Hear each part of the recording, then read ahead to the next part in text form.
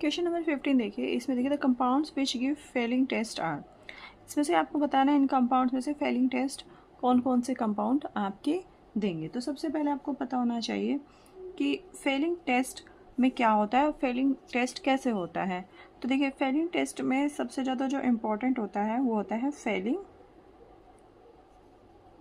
Solution, जिसकी help से हम ये टेस्ट करते हैं। और जो फेलिंग सॉल्यूशन है ये एकदम फ्रेशली प्रिपेयर्ड करते हैं, मतलब जब आपको टेस्ट करना होता है तभी आप साथ के साथ इसको बनाते हैं और टेस्ट करते हैं, ठीक है, पहले से बना के नहीं रखते हैं। तो जो आपका फेलिंग सॉल्यूशन होता है ये होता है, इसका कलर जो होता है डीप ब्लू कलर होता है इसका, और ये एल्केलाइन सॉल्यूशन होता है, डीप ब्लू कलर का एल्केलाइन सॉल्यूशन होता है, ठीक है। और इस सॉल्यूशन का जो यूज़ होता है वो होता है to determine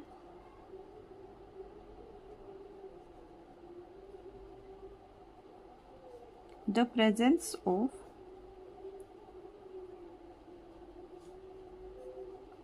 CHO group in the compound, ठीक है। तो आपको CHO ग्रुप जो कंपाउंड में प्रेजेंट होगा वो आइडेंटिफाई करने के लिए ये सॉल्यूशन यूज़ होता है। अब क्वेश्चन आएगा कि ये सॉल्यूशन होता क्या है, ठीक है। तो सबसे पहले आपको फेलिंग टेस्ट बताते हैं। फेलिंग टेस्ट क्या होता है? फेलिंग टेस्ट में क्या होता है, आप फेलिंग टेस्ट लोगे, फेलिंग सॉल्यूशन लोगे, ठीक है, जिसका कलर अभी बताया, जिसका कलर होता है डीप ब्लू कलर का होता है, ठीक है। फिर आप सब्सटेंस लोगे, जो भी आपका सब्सटेंस है जिसमें आपको चेक करना है, फिर आप इनको हीट करोगे दोनों को, और आपका क्या आएगा, एक ब्रिक रेड। अगर ब्रिक रेड का कलर का आपका सॉल्यूशन हो जाए, ठीक है, ब्रिक रेड कलर आपको मिल जाए सॉल्यूशन का, तो इसका मतलब फेलिंग जो टेस्ट है वो पॉजिटिव है, यानी कि आपके कंपाउंड में CHO जो ग्रुप है वो प्रेजेंट है, ठीक है जी। अब आप फेलिंग जो सॉल्यूशन है वो प्रिपेयर कैसे करोगे, ठीक है। इसमें क्या करेंगे, आपको 2 इक्वल वॉल्यूम्स मिक्स करने हैं, जो पहले ही से ही आप सॉल्यूशन बना के रखेंगे, पहले से ही 2 सॉल्यूशन बना के रखेंगे, उसको मिक्स करना है फ्रेशली, ठीक है। तो उसमें क्या होगा, आपका एक तो सॉल्यूशन ए होगा जो आपको पहले से बना के रखने हैं, एक सॉल्यूशन बी होगा, लेकिन आपको मिक्स ये तभी करना है जब आपको टेस्ट करना होता है, ठीक है। सॉल्यूशन ए में क्या होगा, सॉल्यूशन ए में 70 ग्राम CuSO4 लेंगे, कॉपर सल्फेट लेंगे, इंटू 5H2O, 70 ग्राम ये लेंगे, ठीक है। और इसको बोलते हैं हम क्यूप्रिक सल्फेट पेंटा हाइड्रेट, इसका नाम ये होगा।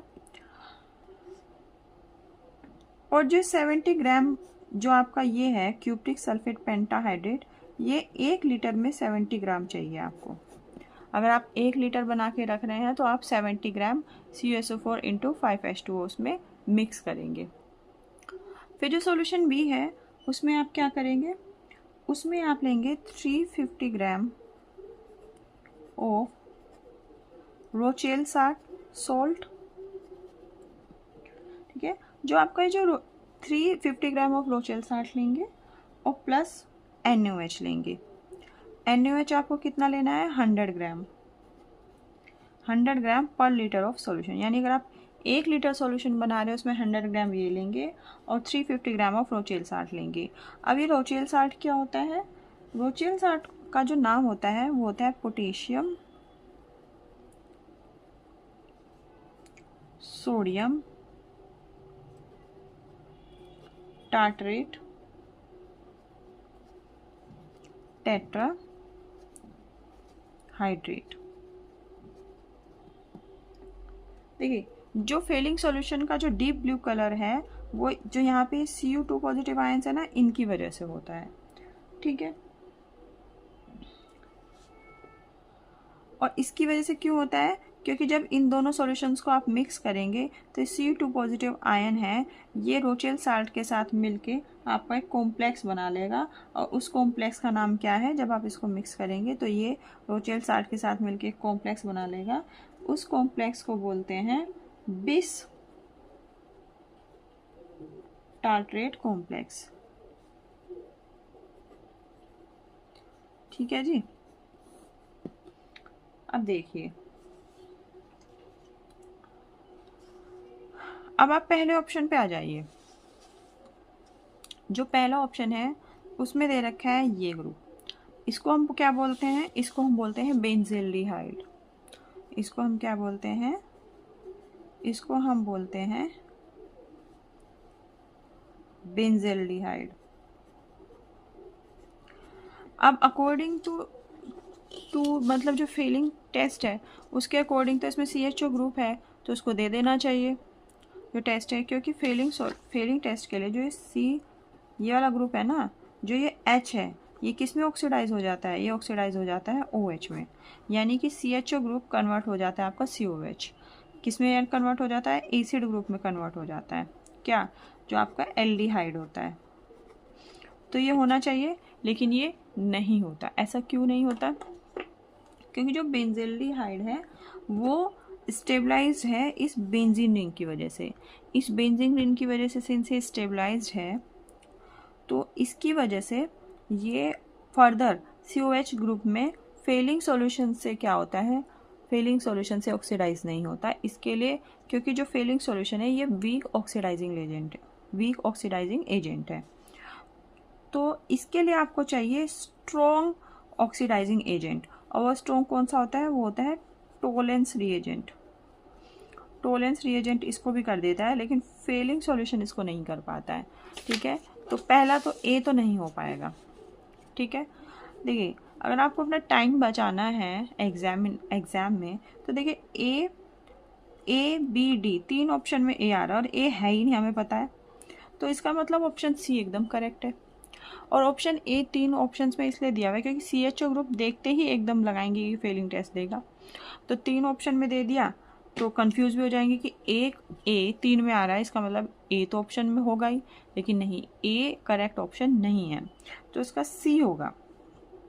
अब C D E देंगे, ठीक है, हमारी तो ये बताया कि C D E देंगे। अब देखो ऑप्शन नंबर बी में तो CHO ग्रुप है ही नहीं, तो ये नहीं देगा क्योंकि कीटोन तो फीलिंग टेस्ट नहीं देते, CHO ग्रुप मैंडेटरी है होना।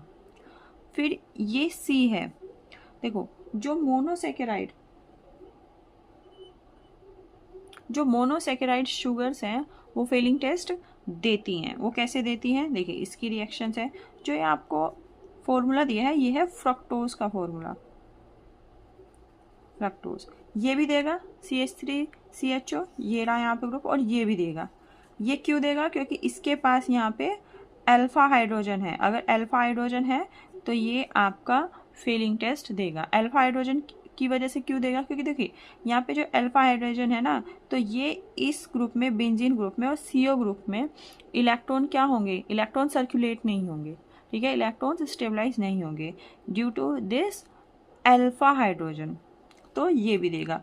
तो CDE तीनों देंगे। अब आप देखिए फ्रक्टोज कैसे देगा, क्योंकि इसमें अगर देखें तो CO ग्रुप है, CHO ग्रुप तो कहीं दिख ही नहीं रहा है, तो ये कैसे देगा ये बताते हैं। देखिए जो ये फॉर्मूला है ये हमारा डी फ्रक्टोज का फॉर्मूला।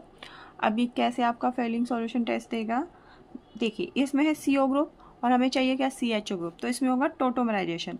तो सिर्फ ये ग्रुप ले लेते हैं, ठीक है, सिर्फ ये ग्रुप ले लेते हैं समझाने के लिए, क्योंकि सारे चेंज इसी में होंगे, नीचे कोई चेंज नहीं होगा।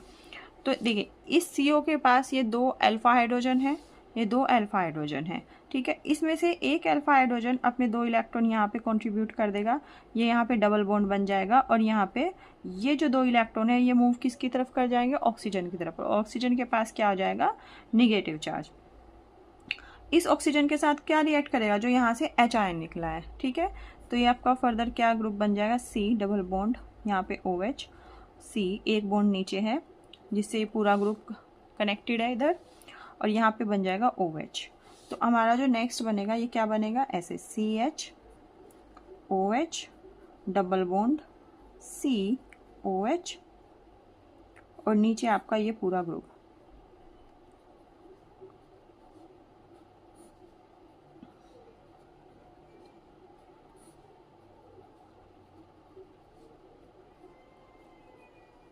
ठीक है जी, अभी भी CO तो नहीं बना, तो अब क्या करेगा, जो ये वाला ग्रुप है, जो अब आपका ये वाला ग्रुप बना, इसको अगर मैं खोल कर लिखूँ तो ये ऐसे है। तो यहाँ पे ये जो 2 इलेक्ट्रॉन है वो आ जाएंगे इसके पास, ठीक है, और क्या निकल जाएगा, H आयन फिर से निकल जाएगा। ये अपने 2 इलेक्ट्रॉन इधर दे देगा, ठीक है, और ये इलेक्ट्रॉन यहाँ पे आ जाएंगे, तो ये आ जाएगा ऐसे O निगेटिव, ठीक है। अब आगे कैसे होगा, आगे ये इलेक्ट्रॉन आ जाएंगे यहाँ और ये माइनस चार्ज आ जाएगा यहाँ, ये हो जाएगा CH डबल बॉन्ड O और ये आएगा माइनस OH। अब फर्दर आपका यहाँ पे क्या अटैच होगा, हाइड्रोजन अटैच होगा जो हमारा रिमूव हुआ था, और फर्दर ये क्या हो जाएगा HCO, यहाँ पे आ जाएगा CHOH और ये ग्रुप ऐसे आ गया CHO ग्रुप। तो अब फर्दर टोटोमराइजेशन के बाद क्या आ जाएगा, CHO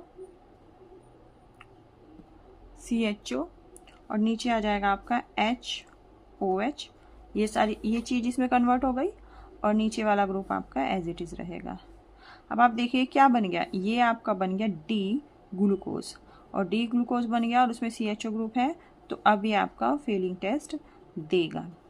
और जब आप इसमें फेलिंग सॉल्यूशन डालेंगे तो CHO ग्रुप किस में चेंज हो जाएगा, ये CHO ग्रुप चेंज किस में हो जाएगा, COH में। तो आपको फाइनल प्रोडक्ट क्या मिलेगा, फाइनल प्रोडक्ट आपका मिलेगा ये, इसकी जगह बस आप COH लिख देंगे, बनेगा COOH और नीचे बनेगा आपका HOH OH H HOH HOH और ये CH2OH, ठीक है। तो ये हमारा फाइनल ग्रुप बनेगा, यानी